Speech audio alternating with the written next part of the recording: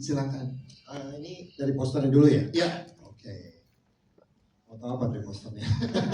Proses kreatif. Kenapa dibuat seperti itu? Iya, kenapa dibuat seperti itu kreatifnya? Karena banyak perbincangan tuh Pak, komen-komen yang luar biasa di sosmed. Ya, kebetulan hari itu pas rilis saya juga cerita sama Reza ya, posternya.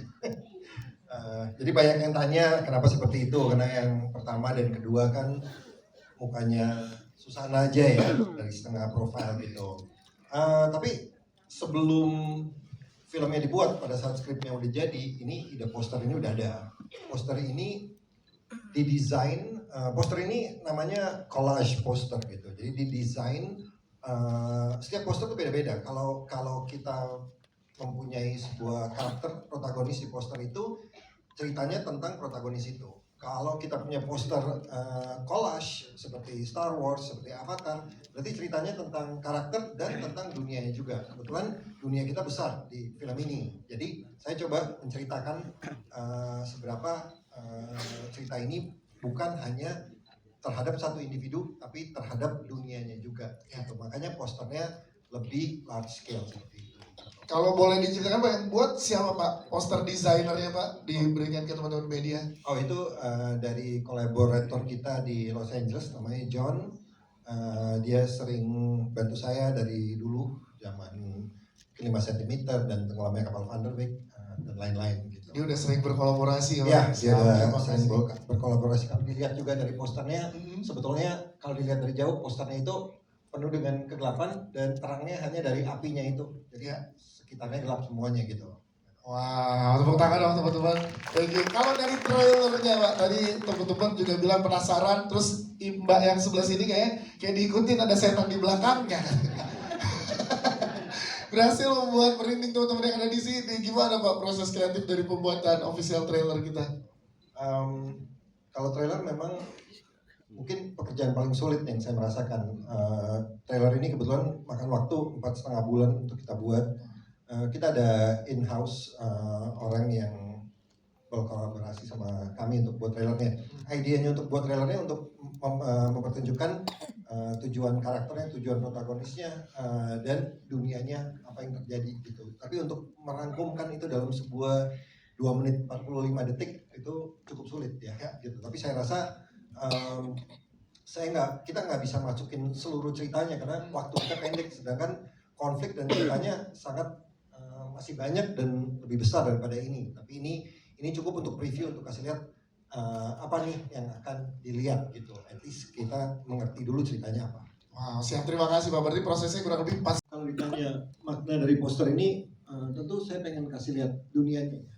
Saya pengen kasih lihat bahwa ketidakadilan yang terjadi pada protagonis dan karakter-karakter di film ini, dan pemberontakan dan ketidakadilan, dan itu yang saya pengen kasih lihat dunianya intinya. Siapa aja yang terlibat dalam sini, apa yang terjadi, dan gimana supernatural power santet yang melawan ketidakadilan ini gitu. Sebetulnya itu idenya, seperti Susana memegang bola api di tangannya, dan karakter-karakter yang ditunjukkan, siapa antagonisnya, siapa protagonisnya gitu. Itu sih idenya, supaya kita nggak hanya lihat satu orang, tapi kita bisa lihat rangkumannya ini bakal begini loh. Film ini skalanya lebih besar gitu. Itu yang saya kira. Siap, terima kasih Mas Sudeto.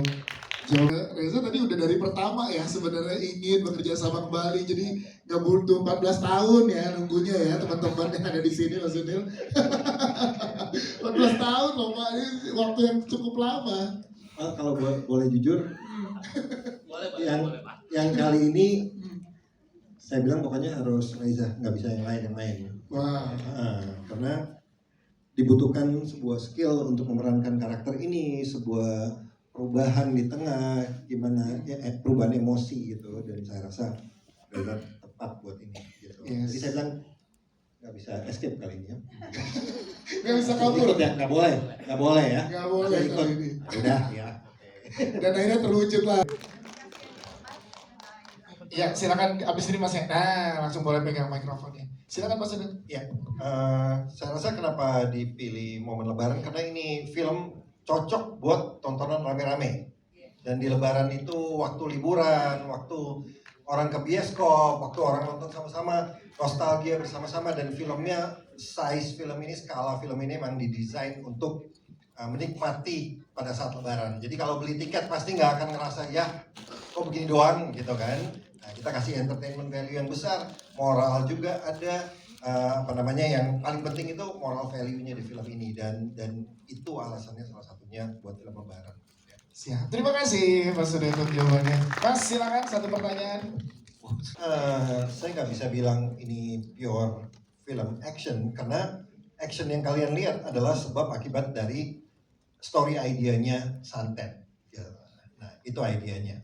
Karena kalau kita buatnya Santet seperti ya pada umumnya, itu saya nggak bisa bikin sesuatu yang baru gitu. Dan saya punya objektif dari awal kalau saya bikin film itu harus ada sesuatu yang baru. Dan penonton Indonesia tambah lama mereka nonton film, tambah mereka minta sesuatu yang baru, sesuatu yang apa nih, kenapa kita harus ke bioskop gitu. Jadi itu saya bahas sama Pak Kinoy, dan Pak Kinoy juga kita desain storyboard dan yang lain-lain untuk mencapai level filmmaking yang kita mau gitu. Idenya adalah untuk membuat sesuatu yang baru gitu. Tapi idenya tetap ini film Susana, horor, ada komedinya gitu. Semua action yang dilihat ada, tapi itu akibat Santet dan lain-lain. Tapi bedanya lebih grande aja jadinya gitu. Siap. Terima kasih Mas Sudah.